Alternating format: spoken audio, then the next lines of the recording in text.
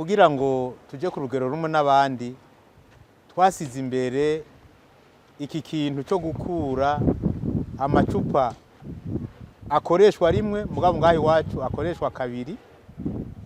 Tukaba twifuza yuko mu bintu by'ubuziranenge tukiri inyuma cyane kandi ko dutegerezwa kubihagurukira.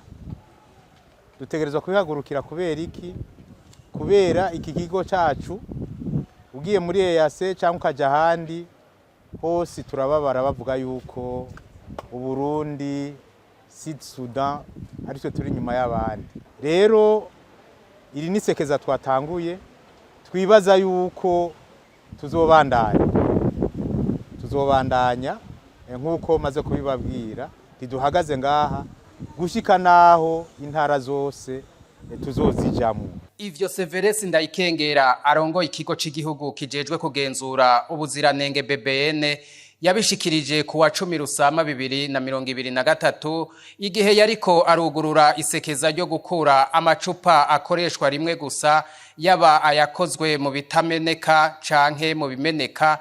Ariko naho biruko bene ayo macupa aracibonekeza hirya no hino mu gisagara ca Bujumbura hamwe no mu ntara hagati, aho twovuga nko mu masoko aho usanga bayatekeramwo amavuta, imitobe n'ibindi vyinshi, kandi yategerezwa gukora rimwe gusa. Ivyo navyo bikagira ingaruka mbi ku magara y'abantu nk'uko bikunze gusigurwa n'abahinga mu bijanye n'amagara y'abantu. Ivyo bikunyurwa nuko ayo macupa nyene akoreshwa usanga yandagaye hirya no hino mu mabarabara no mu mivo itwara amazi, ari nayo batora acafuye cane bakayasubizamwo ibidandazwa.